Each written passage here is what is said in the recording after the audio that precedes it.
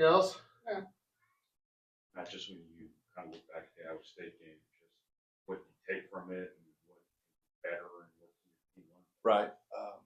Well, first of all, like our execution in the first half was pretty good. To play a team that's that good defensively, to get the shots that we got, we're going to live with that. I thought we got really good shots. We had 5 turnovers.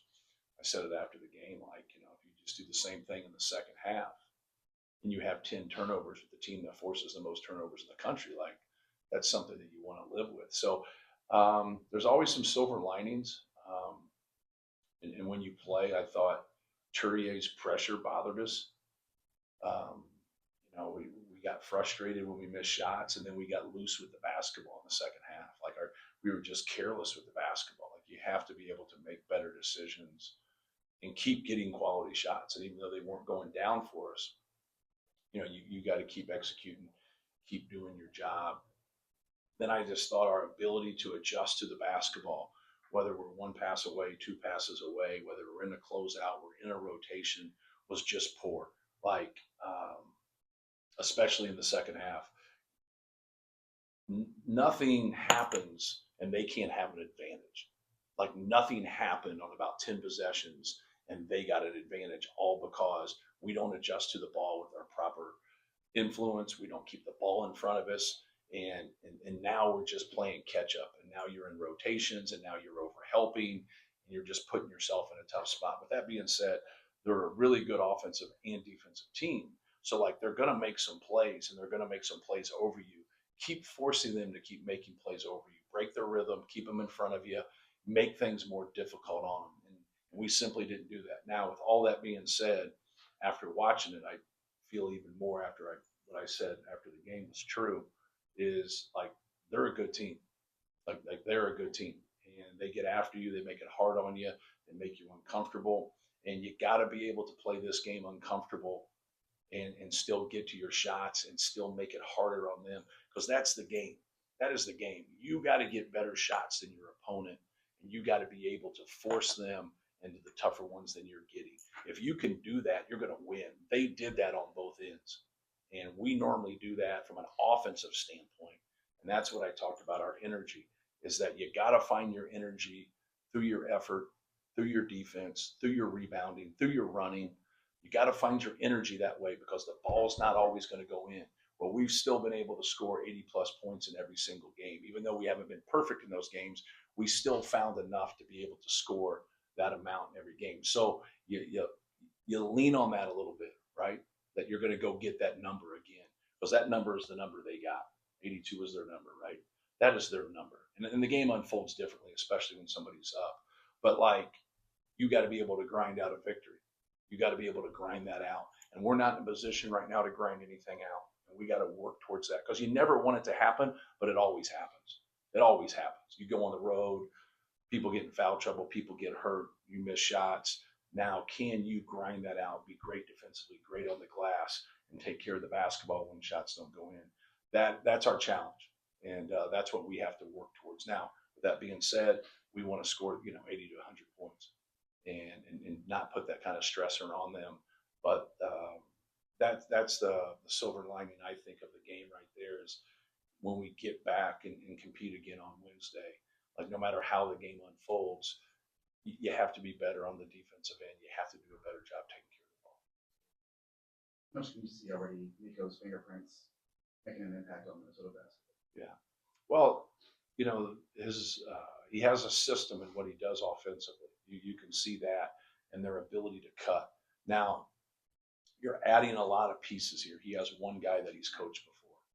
And so now, as he, adds those pieces and he keeps developing, and you can keep guys there, especially homegrown guys, now you can start to really be efficient and be good from an offensive standpoint. And that's where, I watched him a lot last year because of Morty, and I watched their games whenever I had a chance. And so I probably watched him a handful of times.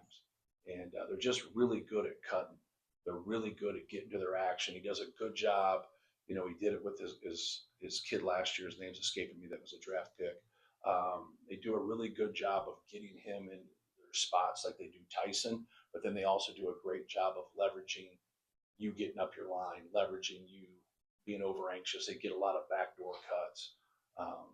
So that's what I see. I see really good offense, and then their defense is really starting to pick up. They're getting more stingy. I thought they did some really good things against Indiana, and obviously their game was at home, but I thought their defense was vastly improved from their tournament game. They had times in their tournament games where they go in spurts where they would do good defensively, then they would have more breakdowns.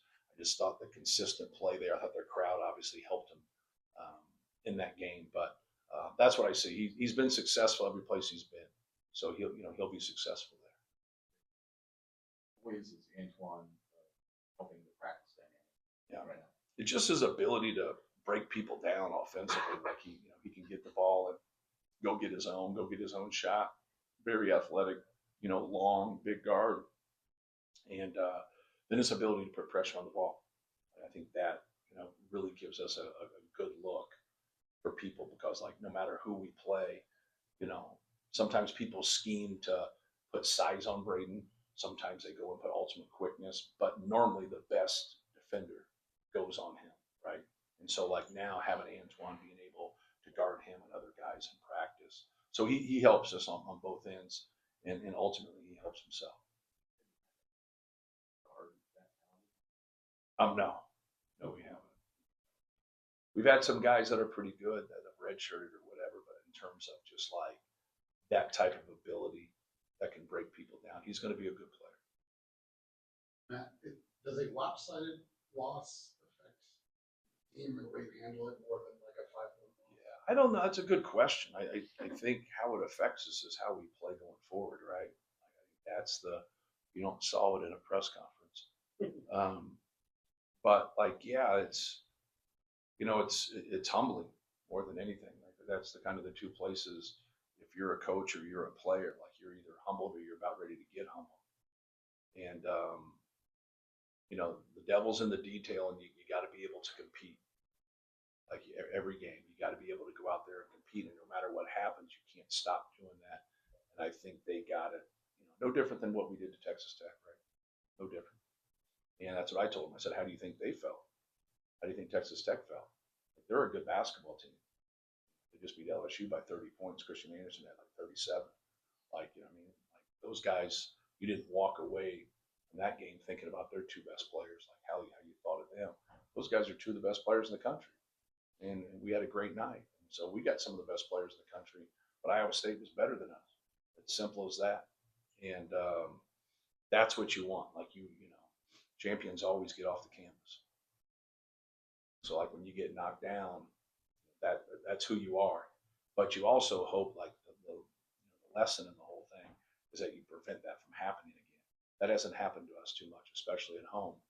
But it did, and when things happen and go against you, you gotta, as a coach, you gotta look at what you're doing or look at how you're doing.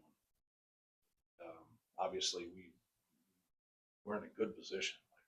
Our first half, there's not a lot to look at and say, I mean, what's the problem here? Because we were getting really, really good shots. And that's a hard thing to do against them, because they're a great defensive team. We've seen Homer adapt to a different culture, a different way of living. Mm-hmm. He said he's never seen snow, didn't have a winter coat when he got here. Yeah. Basketball is basketball, but international people who haven't seen this way of living before, that can be maybe the hardest transition. Yeah, just, trying to adjust to everything. A lot of times you're coming in, and basketball wise, you learn a new system, you got new teammates, but now you're moving, living in the United States. College basketball is refereed differently than FIBA basketball. Kind of learning those nuances is really important. Learning on playing coming off the bench, learning on playing with lesser minutes. There's just a lot of adjustments, and then from a culture standpoint, it's something that I've never been through. You go and you visit places and you come home, right? You go for a week, you come home. You don't go and you stay. And so everybody, we're all get into our own habits. We all get to where like we get comfortable with things. And some of the things kind of outside of basketball, you're going to adjust to a little bit slower because you're used to certain things. But he's been great.